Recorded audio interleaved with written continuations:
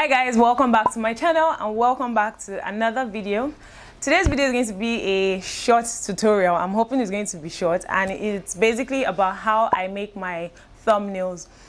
Two people have asked me how I make my thumbnails, as well as some people have commented that they like the way I make them. And even though I feel like they're still a work in progress, it doesn't hurt to just show you guys how I quickly make my thumbnails.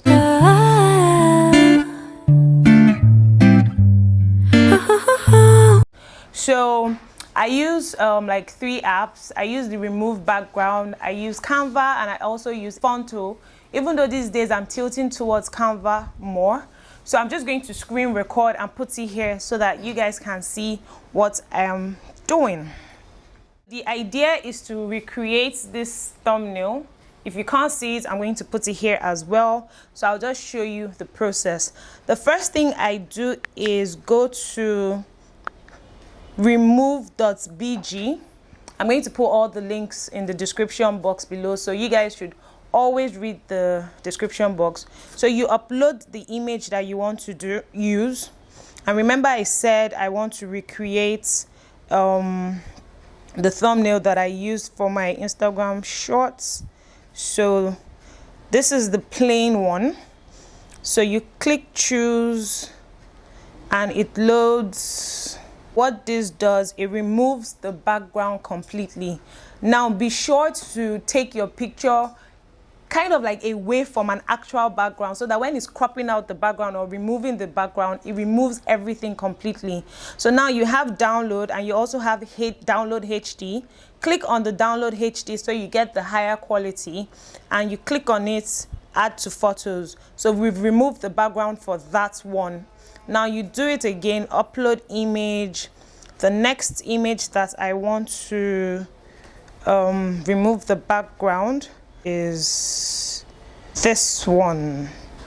So you do the same thing, you remove the background. Remember to click on HD, hold it and save to photos. And then the last one, I'm just going back to check the picture, so I'm sure I'm using the exact ones. But even if it's the same process, I just want to show you guys how it works. And then the last one is, let's use this one. Yeah. So upload. So you can see what I'm talking about. This one has like some areas here, but it doesn't matter. I'm going to show you how it works. So now that you've removed the background, you go to Canva. So this is it. So I'm going to show you how I arrange it here on Canva. So this is a new template. So because I've already uploaded my images to Canva, this is the first one. So you just increase it to what you want. This is the second one. So I basically just showed you guys how I created this. Now you see this, you do position and do backwards. So it's sent to the back. And then you put the third one, which is this one, and just put it to the side. Turn it a bit so that it looks like it's standing. So basically you just arrange them to fit in how you want them to be. Everything looks balanced, they all look equal, right? Just set it. Then for text, you go to text, this workout one, and all I do is I just clear it. Then I write from bare to glam. Resize it, come down here, reduce the size, click on color, change it to black, go to effects, because that's what's causing that thing, and change it to black, or if you want the whitish background. And then I go to effects to click on lines. So I click on lines and you get this one, because I've already used it before. Just adjust it to the size of the text, crop it a bit so that it's not way bigger than the text, and position, you put it behind. Can you see what just happened? So you can bring it down, bring the text down as well, set it. I like to use the gargling text because I just like the way it looks, so you guys can see. And that's how I created it. So what else? If you want to add stars, you can just click on elements and search for stars, just recreate it, just to add a little bit of glam, and that's basically it. So you save the image, but that's not entirely all. Now that it's saved, it's in my camera roll. So this is it, this one. What I also do is sometimes I take it to Lightroom just to tweak it a bit. So this is the one I did yesterday. So what I do is I already have like an edit that I like, so I just copy it.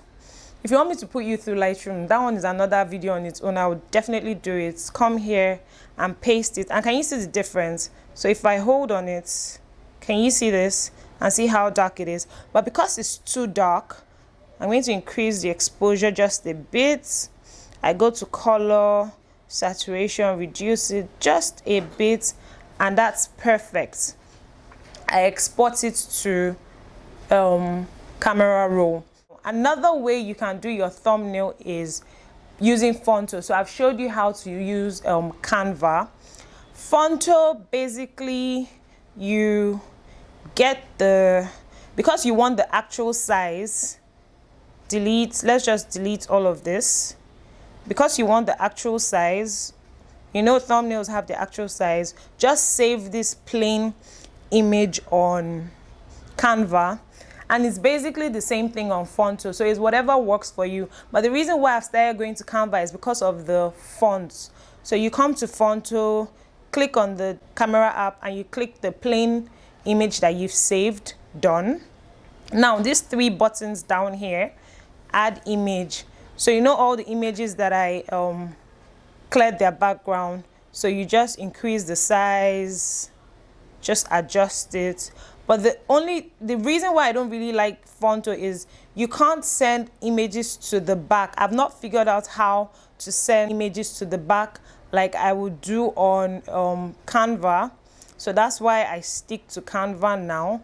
So here you can see that this is in front. So you add the next image, which is this one, and just, you know, size and place it there.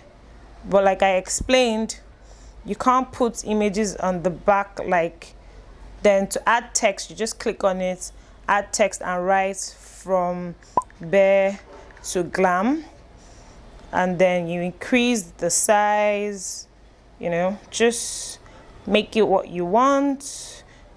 If you want to add a background, you click on style, background, black background. So that's how, then you just click here, save image as PNG, and that's basically it. But I honestly prefer Canva because you can move the images to the back. I haven't figured that out on Fonto, and that's basically how I make my thumbnails. So I hope this tutorial was quick and it was easy and you guys understood the steps and the processes. But if you have any further questions, just let me know in the comment section and I will answer all your questions. And just play around and have fun and create thumbnails that you like. So I'll see you guys in my next video. Bye.